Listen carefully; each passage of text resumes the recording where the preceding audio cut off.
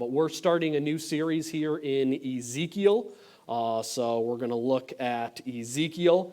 And I would dare say that no book in the Bible is more mysterious, more daunting, and more intimidating than the book of Ezekiel. And that's for several reasons. One, for the size of it. Ezekiel is a really big book. And I think the longer a book is, the more difficult it is to really wrap your head around the theme and remember the whole context of the book.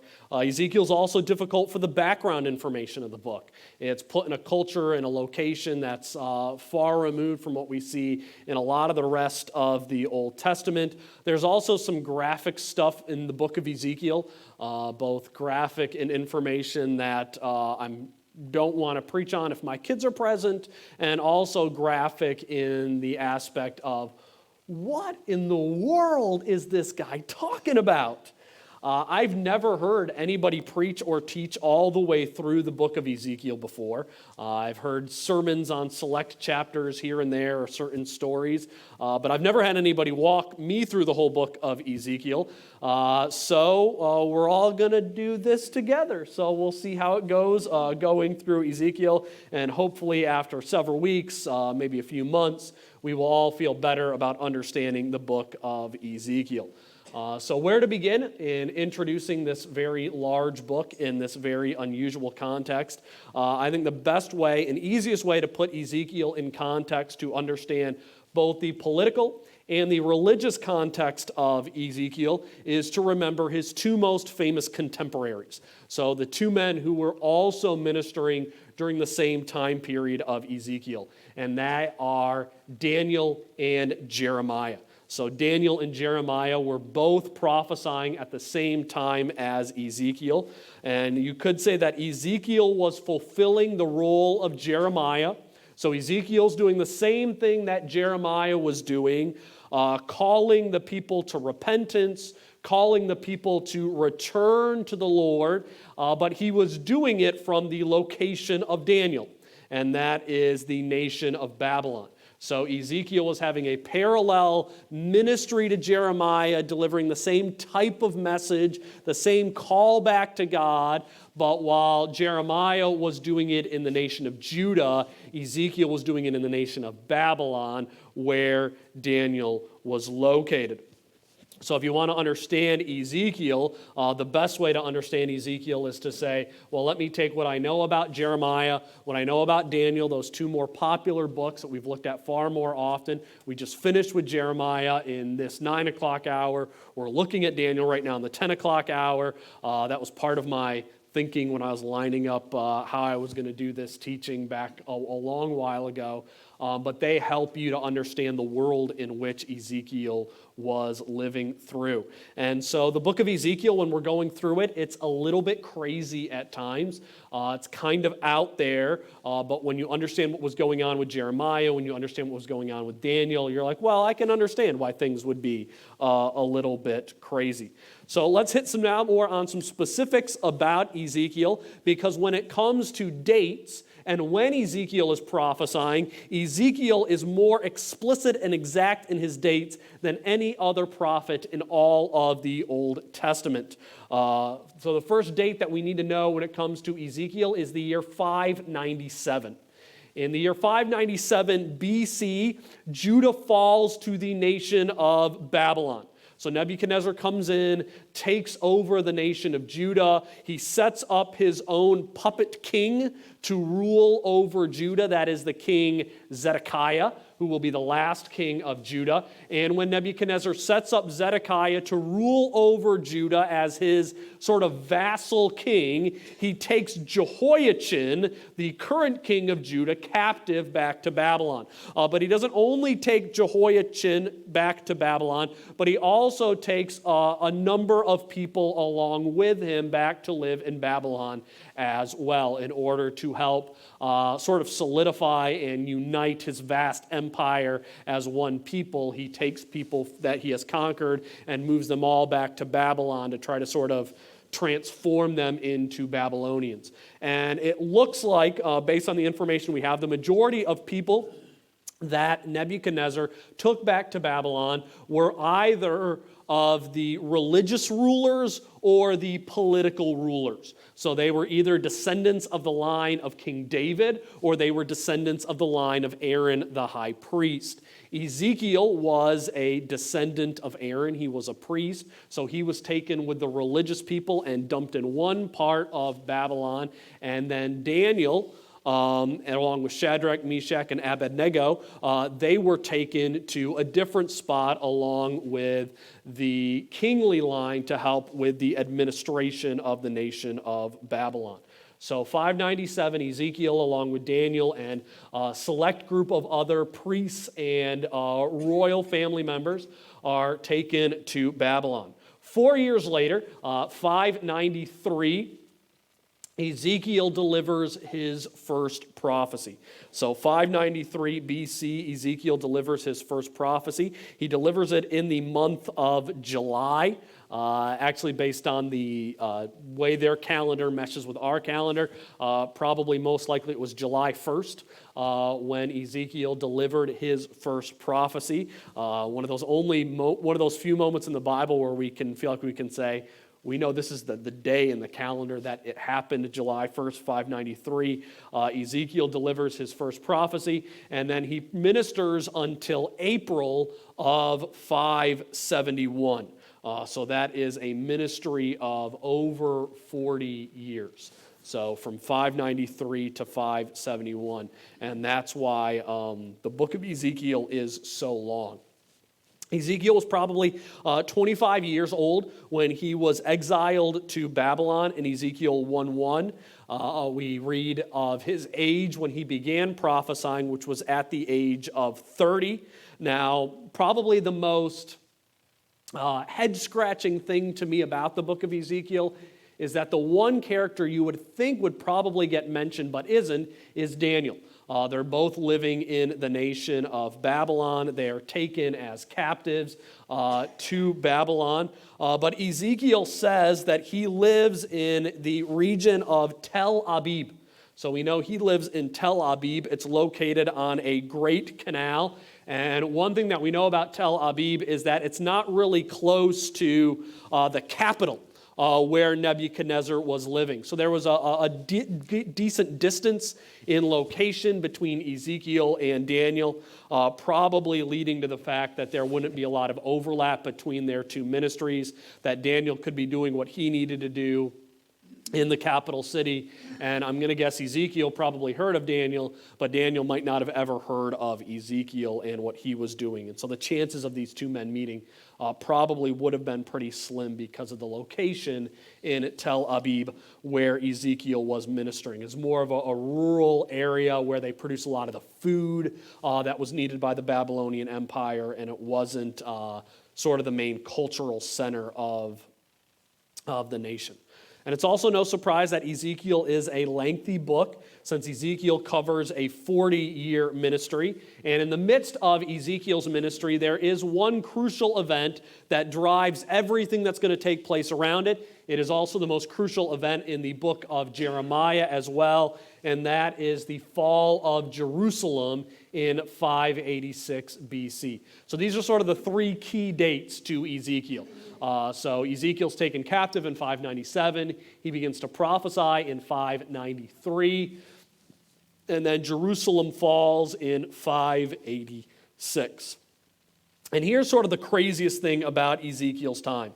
And that is from 597 BC until 586, in spite of Babylon's near dominance of the entire region.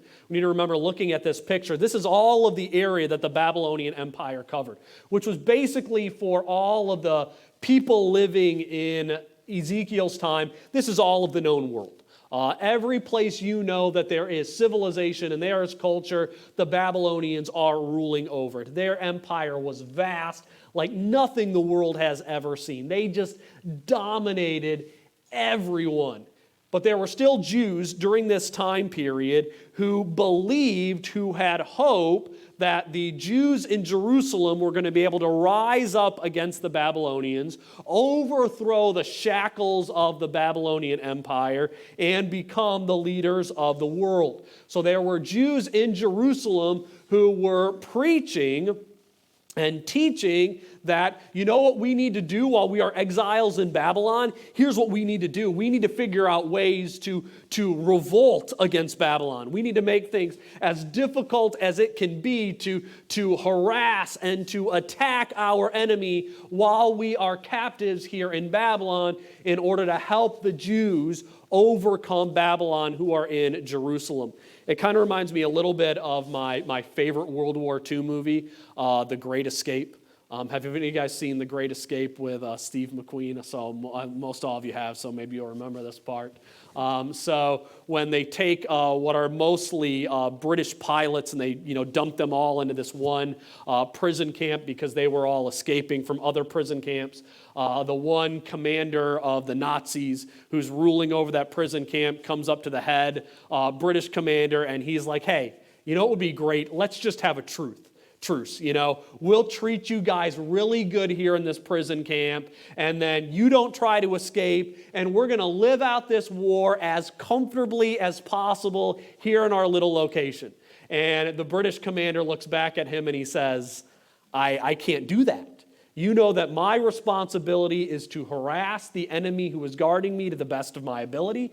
One of my goals needs to be that you need to spend an inordinate number of troops to guard us because we are always trying to escape. And sort of the great background story of the Great Escape was that they got so many British troops escaped out of that prison camp that they had to pull Germans from the front to help capture those British airmen who escaped from that prison camp. And one of the reasons that the front lines at D-Day were as poorly guarded as it was because Germans were taken from the beaches in Normandy and used to chase after those men who escaped from the prison camp. And so there were Jews, though, who were saying in Ezekiel's time period, we got to harass the Babylonians where we're living so that we can give the Jews in Jerusalem a chance to overthrow the Babylonians. And if you remember back in Jeremiah said the exact opposite. He said, while you're living in Babylon, seek the good of the nation that you're living. Try to help it prosper, basically be a positive witness for Yahweh in this faraway land. And we see Daniel living according to that prophecy of Jeremiah. And so Ezekiel's writing to these Jews and he's prophesying to them saying, don't revolt against the Babylonians. Don't try to overthrow the Babylonians where you're at because that is not God's will for you. God's will for you is to be faithful to him, knowing that Jerusalem is going to fall to judgment. We don't really know all that much about Ezekiel as a man. We really only know a couple of things about him. One, that his occupation while he was in Jerusalem was a priest. Second, he was obviously also a prophet. He's one of the 10 individuals in the 25 individuals in the Old Testament who is specifically named as a prophet of the Lord. We also know that he was married. So Ezekiel was a married priest who was serving now as a prophet in the land of Babylon. And the other fact I think that we could say about Ezekiel, which has already been brought up, is that Ezekiel was born and raised in Judah, spent his first 25 years in the nation of Judah. I like to think that growing up as a youth, Ezekiel would have spent a lot of time underneath the preaching and the prophecies of Jeremiah, and that would have shaped a lot of what Ezekiel says, and I think that's what we see in the book. So I like to imagine that some of Ezekiel's background of growing up would be found in the book of Jeremiah, and but then he ends up living the majority of his life and dying in Babylon. So let's talk now about the structure of the book. And before we look at how it's broke up, let's first talk about the overall theme of Ezekiel. The theme of Ezekiel is the glory of the Lord.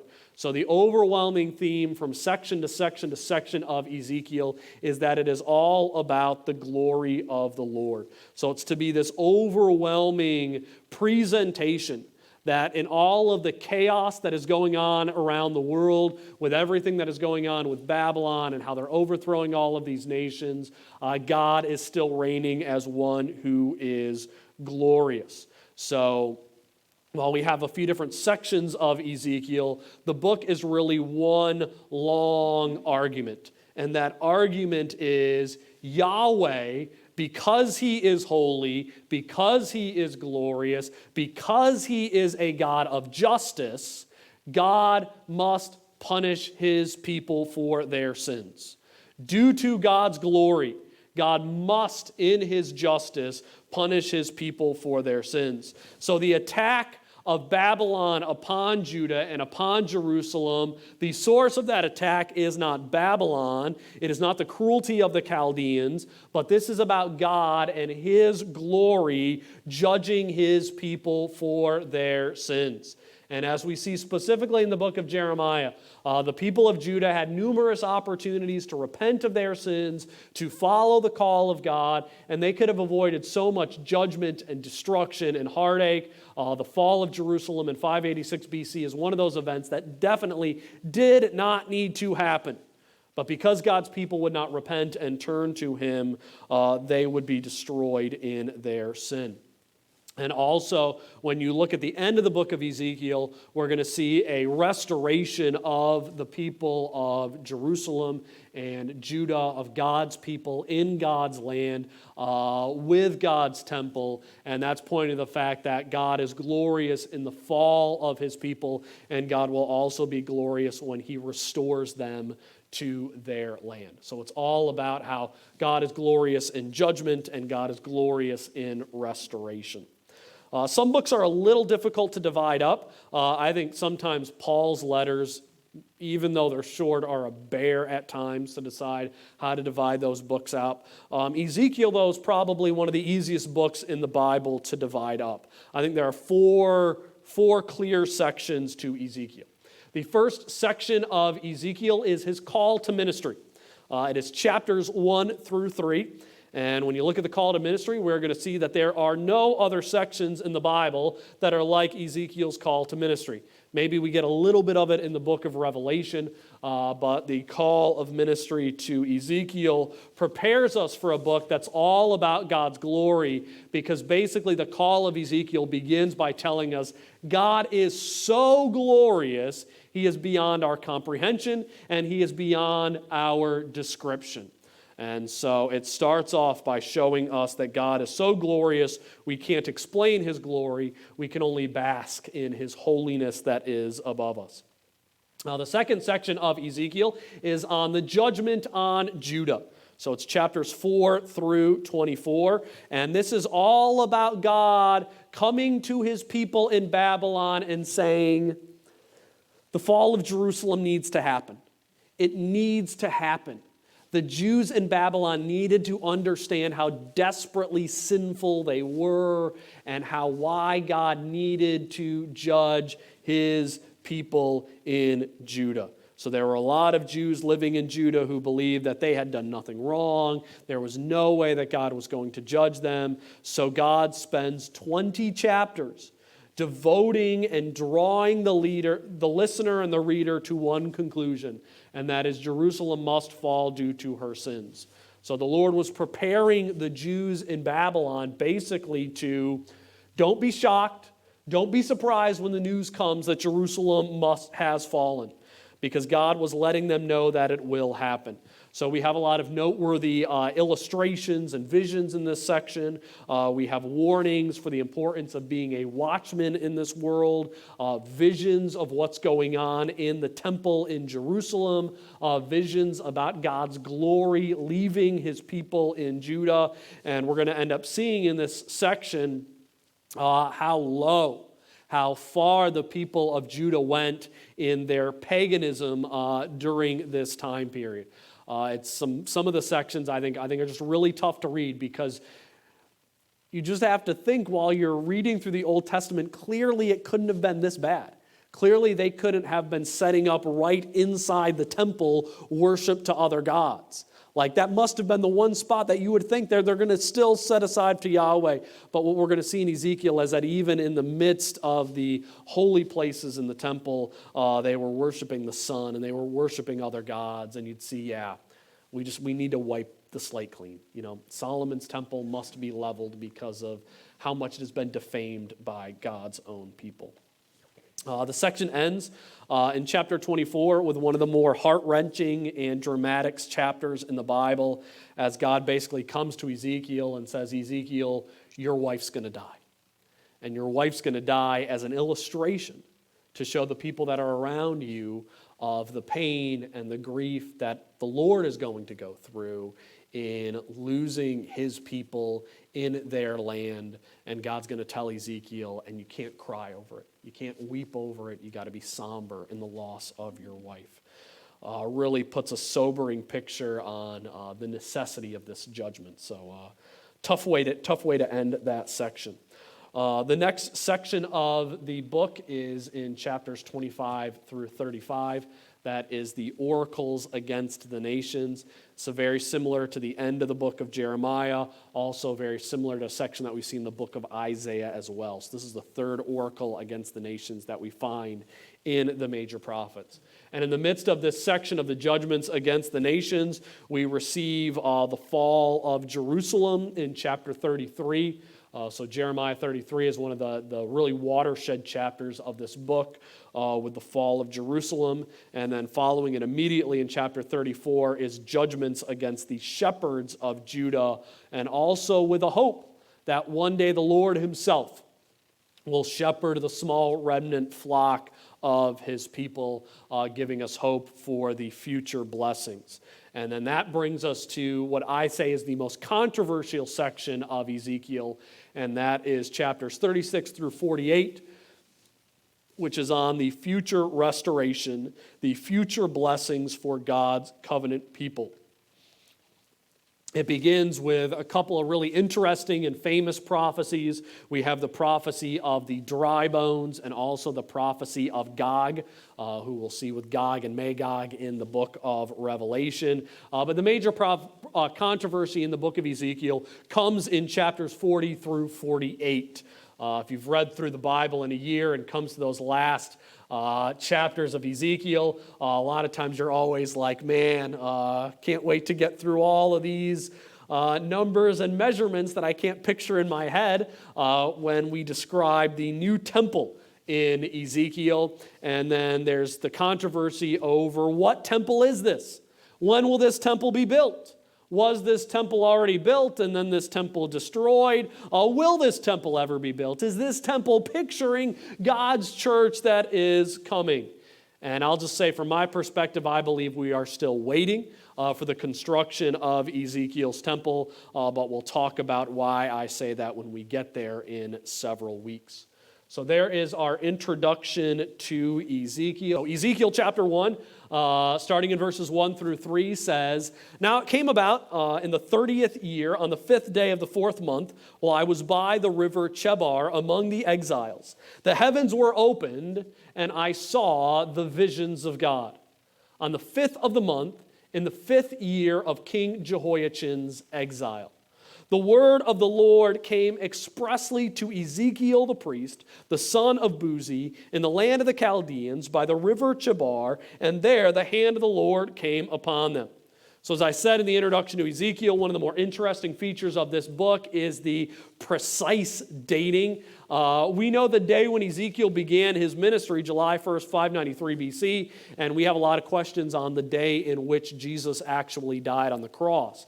And so we're rarely given specific dates in the Bible. And if you're ever like, well, why don't we have more specific dates in the Bible? One of the major reasons why was that there was no uniformed calendar until, I don't even know when we adopted our uniformed Gregorian calendar that we use today. But one of the main issues with the Dead Sea Scrolls was that I think there were 4 different calendars that were existing during the time of Jesus Christ. And so a lot of Jews had a lot of controversy over when do we celebrate the Passover and when do we celebrate the Feast of Tabernacles. And some Jews celebrated it one day, some Jews celebrated it another day, some celebrated it 1 week, some celebrated it another week, because they were all using a Roman calendar or a priestly calendar or a calendar that the exiles brought back with them from the land of Babylon. So they had all of these different calendars, and that's why a lot of times we're like, we don't know when this actually took place, and why one person says it happened on one day, one person says it happened on another day, because one guy was using one calendar, one guy was using another calendar, and so because of that, there's a lot of confusion when stuff happened. But with Ezekiel, we're fairly confident he was talking about the Babylonian calendar and when we could put that on, and so we think we can pinpoint that to July 1st, 593 BC. And when you look at what Ezekiel saw on July 1st, you can understand why that day stuck so powerfully in his mind. So let's look at the vision of Ezekiel in verses 4 through 11. As I looked, behold, a storm wind was coming from the north, a great cloud with fire flashing forth continually, and a bright light around it, and in its midst something like glowing metal in the midst of the fire. Within it there were figures resembling 4 living beings, and this was their appearance. They had human form. Each of them had 4 faces and 4 wings. Their legs were straight, and their feet were like a calf's hoof, and they gleamed like burnished bronze. Under their wings, on their 4 sides, were human hands. And as for their faces and wings of the 4 of them, their wings touched one another. Their faces did not turn when they moved. Each went straight forward. As for the form of their faces, each had the face of a man. All 4 had the face of a lion on the right, and the face of a bull on the left, and all had the face of an eagle. Such were their faces. Their wings were spread out above, and each had 2 touching another being, and 2 covering their bodies. So there is the bulk of Ezekiel's vision. And if you think that I'm going to have a wonderful explanation and instruction on these angels and these beings and the wheels in the midst of wheels in verse 16, think again. To me, the whole point of the vision of Ezekiel and the way he describes it is that Ezekiel is saying, I don't know what I'm seeing. This is beyond me. He doesn't have any idea what this is that is coming before him. And I think the point of this is to say it is so glorious that it is beyond description. I mean, when I read this and I try to imagine, in my head, what is it that he's seeing? What are these wheels in the midst of the wheels and with the storm? I like to think that maybe this is some type of flying device that God is coming down upon before Ezekiel. I like to think that maybe it looks something like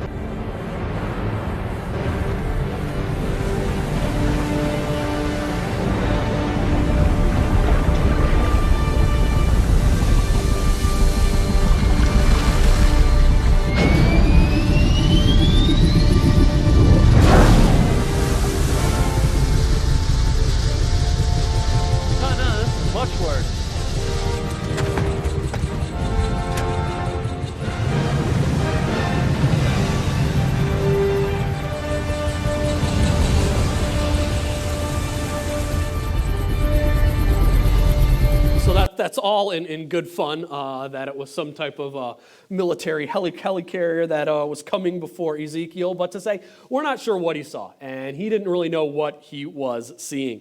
I think the most interesting part of Ezekiel 1 is that we have these angels in Ezekiel 1 that we can compare with angels that are also around the Lord in Revelation chapter 1.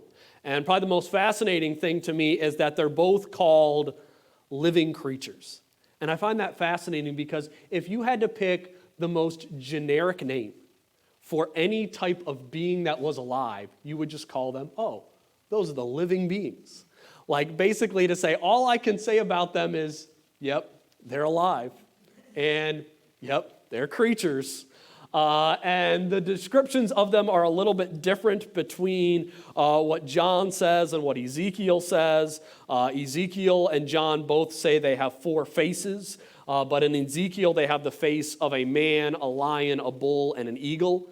In Revelation, in John, they have the faces of a lion, a calf, a man, and an eagle. So the animals that are there are a little bit different between the two, because I'm just throwing this out there. Maybe there are 1,000 different types of living creatures that go around the Lord.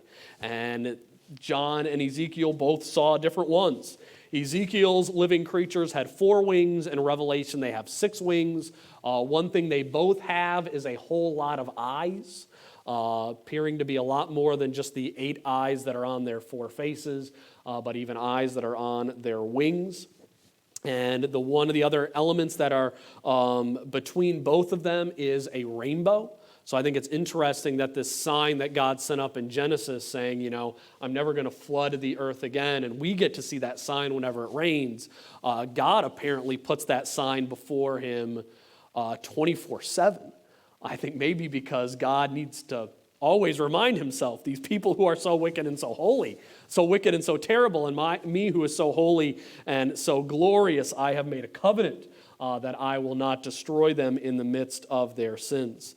And my opinion is, though, so I'm saying all this to say that I think a lot of people have really tried to stretch to say, this is what this face means, this is what that face means, this is why they have this many wings, this is why they have all these eyes, and they try to give theological explanations for that, and I just don't think we can do that.